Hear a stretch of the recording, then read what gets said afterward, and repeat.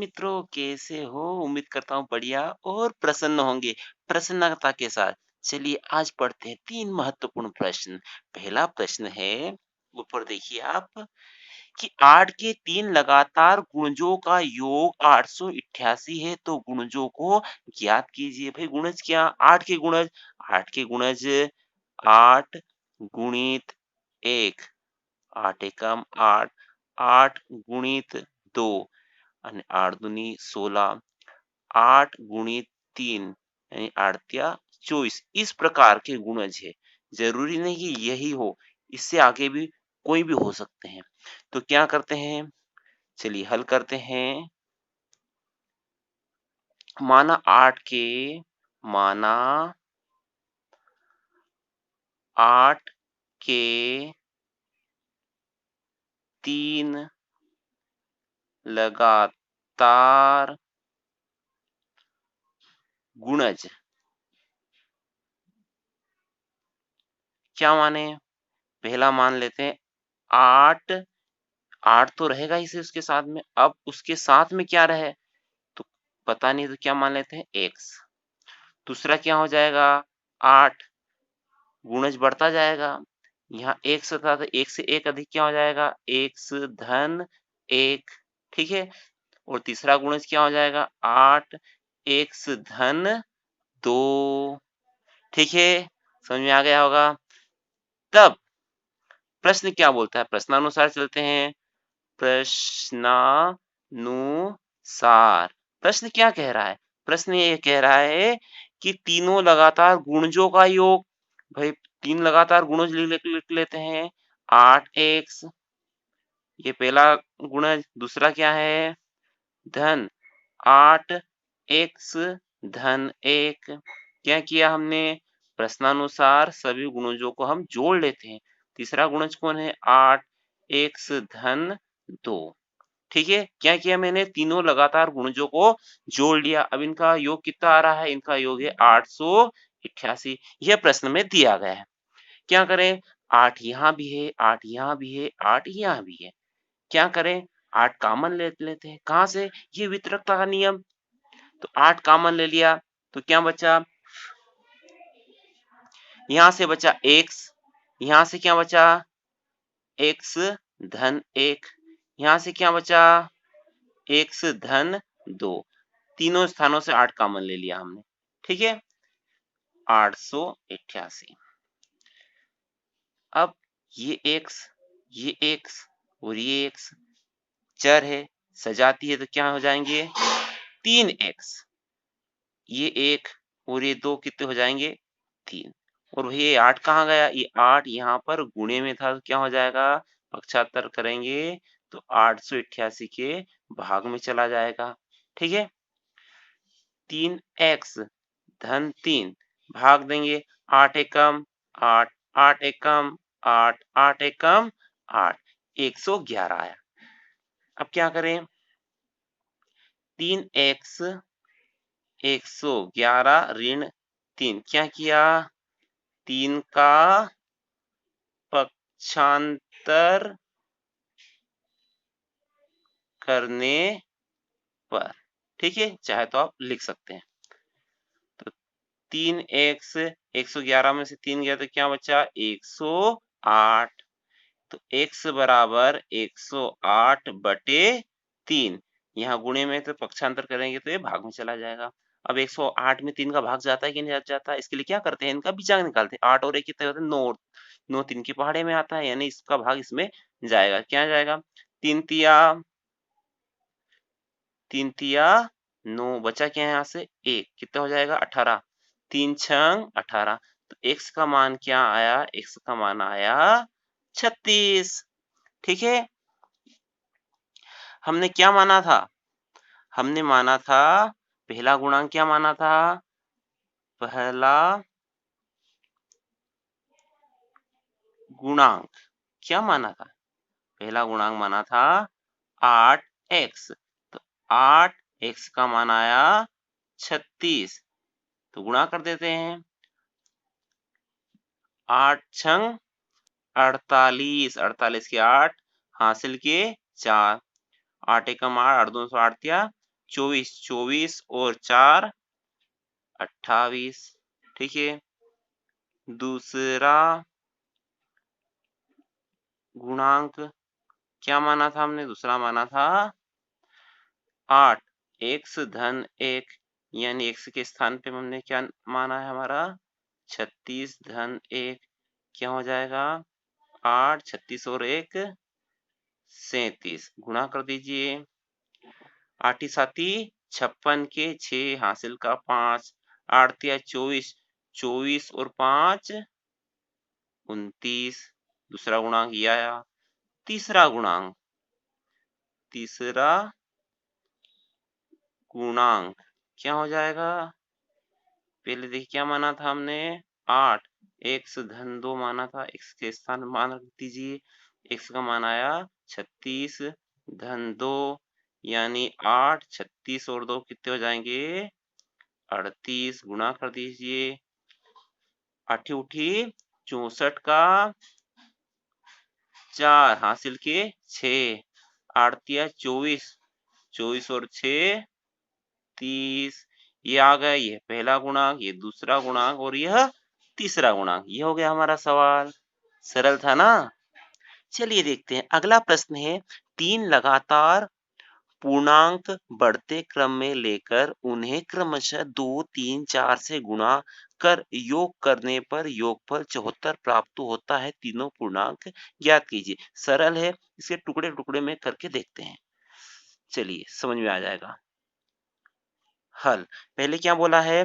3 लगातार पूर्णांक, तो मान लेते हैं। माना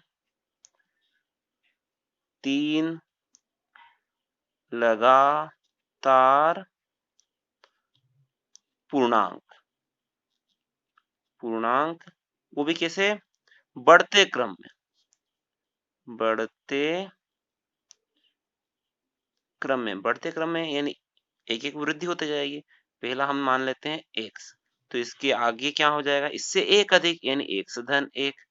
और तीसरा क्या हो जाएगा? इससे भी एक अधिक, तो x धन 2। ठीक है, अब तब प्रश्नानुसार यानी प्रश्न जैसा बोले वैसा करना है। क्या बोला है? तीनों लगातार पूर्णांकों को 2, 3 और 4 से गुणा करो। ये पहला पूर्णांक, यह दूसरा पूर्णांक, यह तीसरा पूर्णांक। इसको 2 से गुणा करो, इसको 3 से गुणा करो और इसको 4 से गुणा करो। ठीक है, जैसा कहा वैसा किया हमने। 2, 3, 4 से गुणा करो और योग कर दो। तो लो भैया, हम इनका योग कर दिया, यानी जोड़ दिया। योग कर दोगे तो क्या प्राप्त होगा? 74 प्राप्त होगा। ठीक है, जैसा प्रश्न में कहा वैसा मैंने किया। अब क्या करें? इस 2 का गुणा इसके अंदर कर दें। 2 का गुणा x में हो जाएगा तो क्या हो जाएगा? 2x। इस 3 का गुणा अंदर करेंगे तो पहले इसमें करेंगे फिर इसमें करेंगे। 3 का x में किया तो क्या आ जाएगा? 3x। और 3 का 1 में किया तो 3 1 कम 3। ऐसे ही 4 का x में करेंगे तो क्या आ जाएगा? 4x। 4 का गुणा 2 में करेंगे तो 4 एकम 4, 4 दूनी 8 बराबर 74। सजातीय चरों को जोड़ लेते हैं। ये 2x, ये 3x और ये 4x। 2 और 3 5, 5 और 4 तो क्या हो जाएगा? 9x। अचर 3 और 8 कितने हो जाएंगे? 3 और 8 हो जाएंगे 11 बराबर 74। ठीक है, 9x बराबर 74 ऋण 11। क्या किया मैंने? 11 का पक्षांतर किया, चाहे तो आप लिख सकते हैं।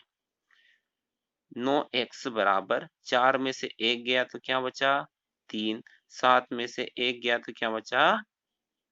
6। ठीक है, क्या करें? तो x बराबर 63 बटे 9।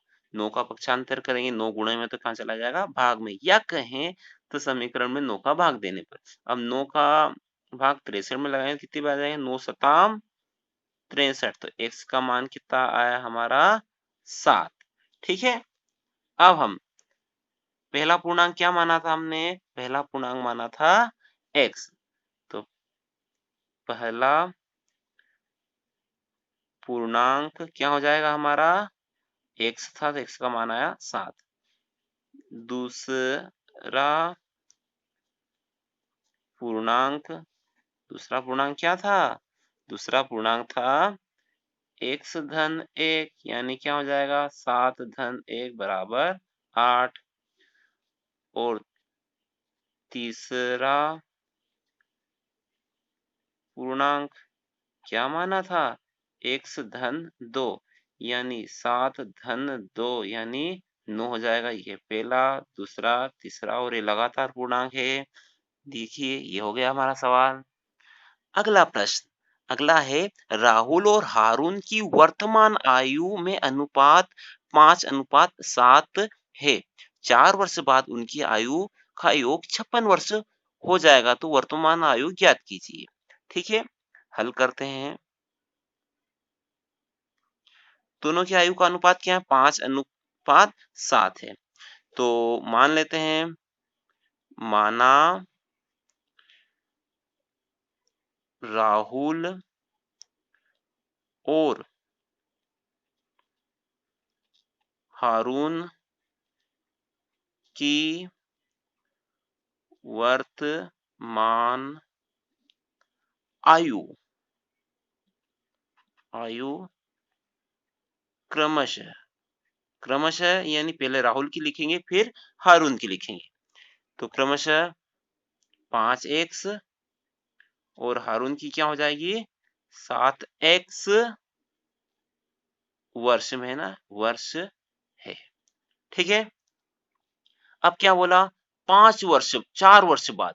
मान लीजिए अभी आपकी आयु 11 वर्ष है, तो 4 वर्ष बाद क्या हो जाएगी, यानी इसमें 4 जोड़ देंगे तो क्या हो जाएगी आपकी आयु 15 वर्ष हो जाएगी। यानी बाद यानी 4 वर्ष बाद यानी 4 उसमें जोड़ देंगे। ठीक है, तब 4 वर्ष बाद 4 वर्ष बाद क्या हो जाएगा राहुल की आयु राहुल की आयु क्या है वर्तमान में 5x। तो क्या हो जाएगा 4 वर्ष बाद, तो 4 जोड़ देंगे। और हारून की आयु हारून की आयु में क्या करेंगे, हारून की आयु है भी 7x, तो इसमें भी 4 जोड़ देंगे। क्यों जोड़ा? 4 वर्ष बाद। ये जिस प्रकार आपकी 11 वर्ष थी तो 4 वर्ष बाद क्या हो जाएगी 15, यानी 4 जोड़ा। उसी प्रकार इसमें भी किया आपने। अब प्रश्नानुसार प्रश्न क्या बोलता है, प्रश्नानुसार भाई प्रश्न बोलता है और क्या बोलता है वही तो लिखना है। प्रश्न ये बोलता है कि दोनों की 4 वर्ष बाद आयु दोनों की 4 वर्ष बाद ये वाली आयु को जोड़ दो। तो जोड़ दिया है, ये राहुल की आयु है 4 वर्ष की बाद की, धन ये हारून की है 4 वर्ष बाद की। दोनों को जोड़ देंगे तो क्या आएगा, दोनों की जोड़ का योग आएगा 56। ठीक है, अब पुस्तक खोल देते हैं।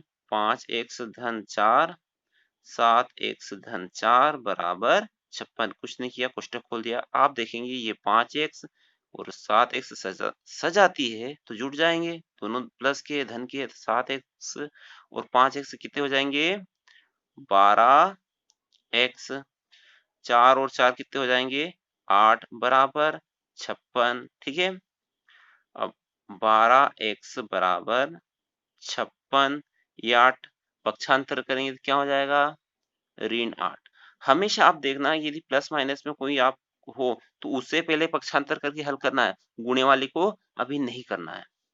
ठीक है, 12x बराबर 56 में से 8 जाएंगे तो कितने बचेंगे, आपके बचेंगे 48। तो x बराबर 48 अपॉन 12। कैसे 12x के साथ गुणे में तो पक्षांतर करेंगे तो क्या जाएगा वो भाग में चला जाएगा। और 12 के पहाड़े में 48 आता है क्या, आता है क्या? तो 12 चौक 48। तो x का मान कितना है, x का मान आया 4।